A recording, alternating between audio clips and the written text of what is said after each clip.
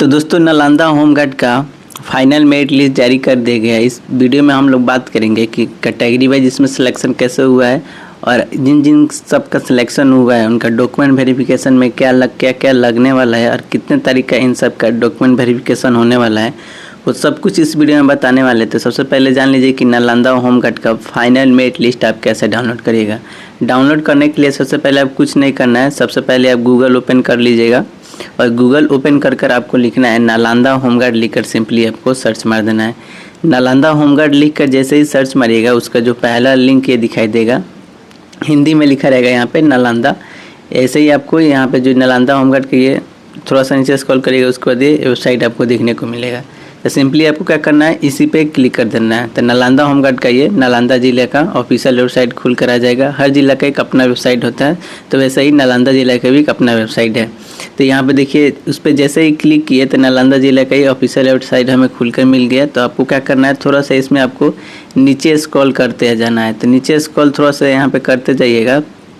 1 number वाले में नहीं जाना है, 2 नंबर में यहाँ पे देखिए 3-4 फाइल यहाँ पे डाउनलोड करने का ऑप्शन दे रहा है।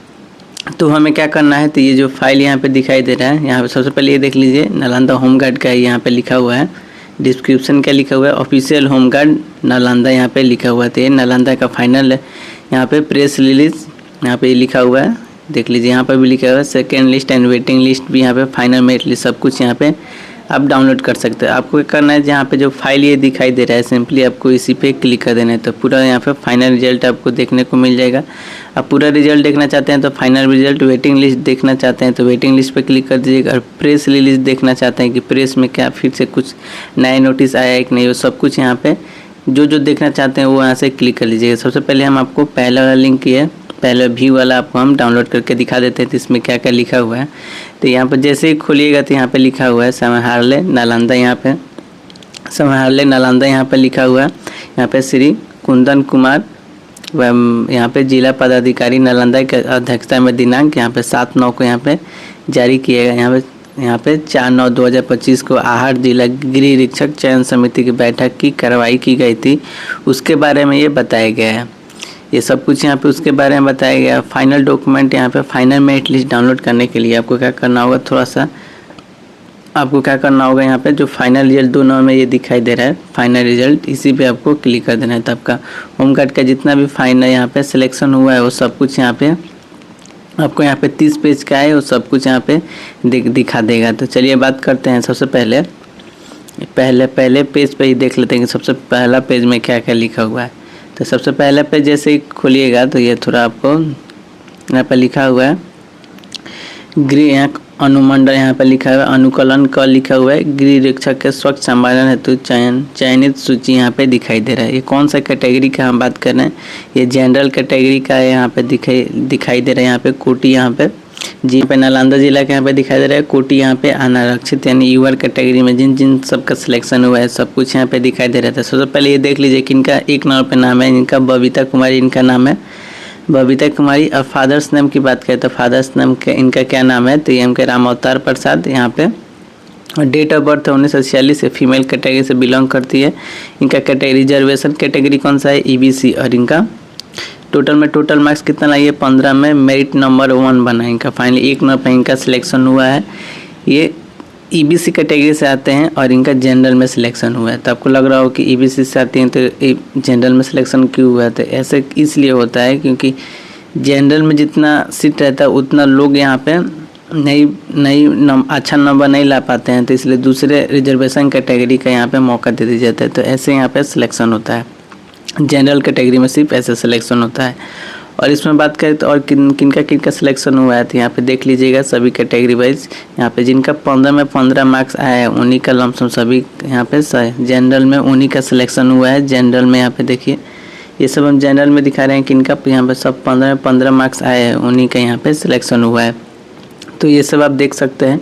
और 14 नंबर की बात करें तो 14 नंबर किन का आया है तो वो हम आपको दिखा देते हैं। ये सब तो 15 ही दिखाई दे रहा है आपको यहाँ पे सब। यहाँ पे हम आपको दूसरा कैटेगरी वाइज दिखा देते हैं। एससी में देखिए किनका सिलेक्शन हुआ वो हम आपको पहले बता देते हैं। तो ये एससी कैटेगरी का ये वाला है, ये हम आपको दिखा देते हैं। 1 मिनट, यहाँ पे देखिए लिखा हुआ है पिछड़ा, यहाँ पे पिछड़ा वर्गों की महिलाओं के लिए यहाँ पे दिखाई दे रहा है, चयनित सूची है ये।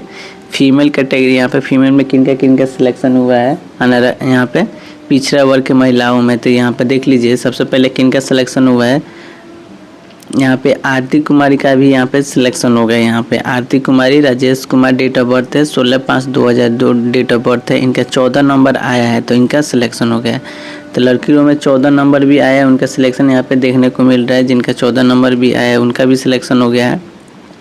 और मेल कैटेगरी में यहाँ पे लिखा हुआ है गृह चयन सूची, यहाँ पे अनुसूचित जनजाति, यहाँ पे मेल में यानी एसटी में किनका सिलेक्शन हुआ है। जो मेल में देख लीजिए जिनका 12 नंबर 11 10 9 8 8 7 5 यहाँ पे दिखाई दे रहा है। यहाँ पे जिनका सिलेक्शन हुआ है डेट ऑफ बर्थ है 2002 से लेकर 1998 से लेकर यहाँ पे 2004 तक जिनका डेट ऑफ बर्थ है यहाँ पे लिखा हुआ है उनका यहाँ पे सिलेक्शन दिखाई दे रहा है। यहाँ पे कैटेगरी मेल एल फीमेल दोनों दिखाई दे रहा है। और इनका रिजर्वेशन कैटेगरी में इनका सिलेक्शन हुआ, जो एससी से आते हैं एसटी से आते हैं और एसटी में इनका सिलेक्शन हो गया है। इनका कितना मार्क्स मारे हैं तो 12 नंबर 11 नंबर 10 9 8 7 5 नंबर तक भी इनका एसटी में सिलेक्शन हुआ है। रिक्तों की संख्या इसमें 8 थी, एसटी में लग रहा है कि 8 सीट था और 8 लोगों का यहाँ पे सिलेक्शन हुआ है।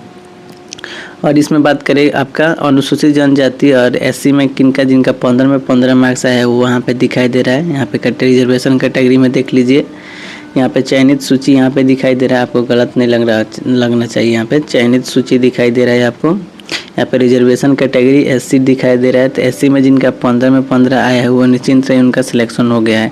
और आप लोग डॉक्यूमेंट तैयार रखिए कि आपका डॉक्यूमेंट वेरिफिकेशन में क्या क्या लगने वाला है। ये पूरा हम पीडीएफ टेलीग्राम पर शेयर कर देंगे।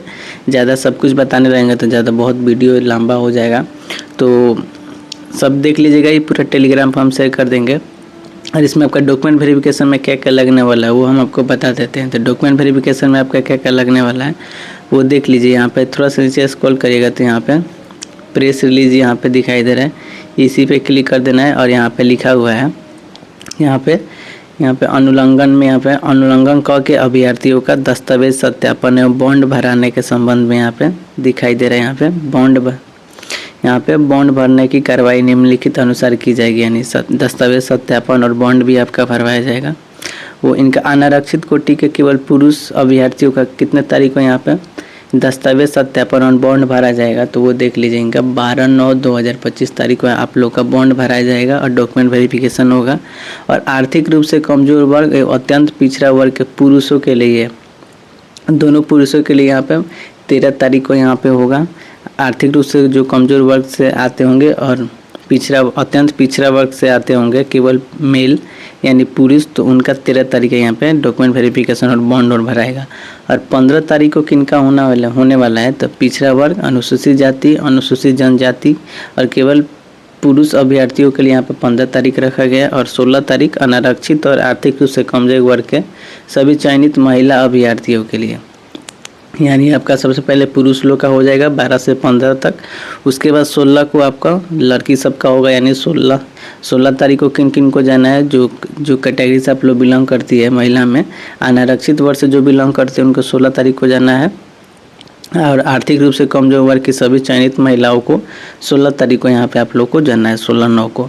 और पिछड़ा वर्ग, अत्यंत पिछड़ा वर्ग और अनुसूचित जाति, अनुसूचित जनजाति कोटि के सभी चयनित, यहाँ पे लिखा हुआ है सभी चयनित पिछड़े वर्ग के महिला अभ्यर्थियों के लिए यहाँ पे 17 तारीख को यहाँ पे जाना है। किन को 17 तारीख को जाना है तो पिछड़ा वर्ग, अत्यंत पिछड़ा वर्ग, अनुसूचित जाति, अनुसूचित जनजाति कोटि के सभी उन दोनों महिलाओं को लोग 17 तारीख को यहाँ पे आप लोग को जाना है। और रिजर्व दिवस रखा गया है, तो इसमें आप इतने तारीख यहाँ पर 12 से लेकर यहाँ से आप लोग 12 से लेकर यहाँ पे 17 तक कोई लड़का या लड़की, कोई मान लीजिए किसी का डॉक्यूमेंट वेरिफिकेशन बाई चांस कुछ हो जाता है तो छूट जाता है, तो उनके रिजर्व डे भी रखा गया है। आप 18/9/2025 को जाकर आप अपना डॉक्यूमेंट वेरिफिकेशन करवा सकते हैं और बॉन्ड और जहाँ पे भराएगा वो आप भरवा सकते हैं। और यहाँ पे क्या लिखा है सभी यहाँ पे, और डॉक्यूमेंट वेरिफिकेशन में आपका क्या क्या लगने वाला है यहाँ पे लिखा हुआ है। यहाँ पे सभी अभ्यर्थियों को सूचित किया जाता है कि अपने निर्धारित तिथि निम्नलिखित दस्तावेज मूल में उसकी स्व प्रमाणित प्रति यानी जीरोक्स आपको लेकर जाना है, ओरिजिनल भी लेकर जाना है, उसके साथ जीरोक्स भी लेकर जाना है। तो एक ओरिजिनल ले जाइएगा तो 2 जीरोक्स जरूर लेकर जाइएगा, 2 सबका जीरोक्स लेकर जाइएगा। साथ में जिला समादेश कार्यालय नालंदा में उपस्थित होंगे।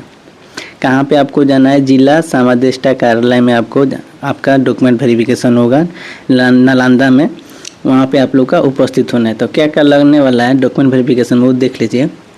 सबसे पहले आपका आधार कार्ड लगेगा, चुनाव पहचान पत्र लगेगा, राष्ट्रीयकृत बैंक के पासबुक लगेगा, 6 फोटो लगेगा, कलर फोटो आपका, पैन कार्ड, मैट्रिक के समस्या उत्तीर्ण प्रमाण पत्र, जन्मतिथि प्रमाण पत्र हेतु मैंने जन्मतिथि उसी के हिसाब से देखा जाएगा मैट्रिक के हिसाब से, आवासीय प्रमाण पत्र, जाति प्रमाण पत्र की लेयर यदि लागू होगा तो, और ब्लड ग्रुप जांच, यहाँ पे ब्लड ग्रुप जांच करवा लीजिएगा। दहेज न लेने के संबंध में शपथ पत्र बनवा लीजिए एक, शराब न सेवन करने के लिए संबंधित एक शपथ पत्र बनवा लीजिएगा। भविष्य में यहाँ पे लिखा हुआ है एक, यहाँ पे भविष्य में उनके द्वारा समर्पित प्रमाण पत्र गलत पाए जाने पर उम्मीदवारों की रद्द की जाएगी।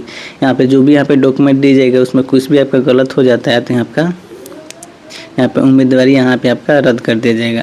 और यहाँ पे लिखा हुआ स्वतंत्रता सेनानी के जो पोता पोती नाती होंगे उन्हें संबंधित प्रधान द्वारा निगत प्रमाण पत्र आपको देना होगा यदि लागू होगा तो। इस यहाँ पे और लास्ट में क्या लिखा हुआ है, इस आशय का शपथ पत्र संपर्कित प्रमाण पत्र अंकित सूचनाएं सही हैं यदि सत्यापन में प्रतिकूल प्रमाणित होने पर उम्मीदवारों को रद्द करने के साथ साथ आवश्यक कार्रवाई भी की जाएगी। यहाँ पे कुछ भी गलत होता है, कुछ गलत दे देते हैं तो आपका कार्रवाई भी किया जाएगा। तो अच्छा से पूरा फुल यहाँ पे जो जो लिखा हुआ है वो सब कुछ यहाँ पे लेकर जाइएगा। इसका हम स्क्रीनशॉट भेज देते हैं टेलीग्राम पर, ज्वाइन करके देख लीजिएगा कि नालंदा होमगार्ड में आपका डॉक्यूमेंट वेरिफिकेशन में क्या क्या लगने वाला है वो सब देख लीजिएगा। एक हम फुल डिटेल्स एक्स्ट्रा से लाएंगे डॉक्यूमेंट वेरिफिकेशन में आपका क्या क्या लग रहा है और कहाँ से बनवा लीजिएगा। वो डॉक्यूमेंट वेरिफिकेशन जो बॉन्ड भरवा रहा है कहाँ भरेगा वो सब कुछ देख लीजिएगा। तो हमारे चैनल पर नए हो जरूर चैनल को लाइक शेयर सब्सक्राइब करिएगा। Thank you so much. जय हिंद।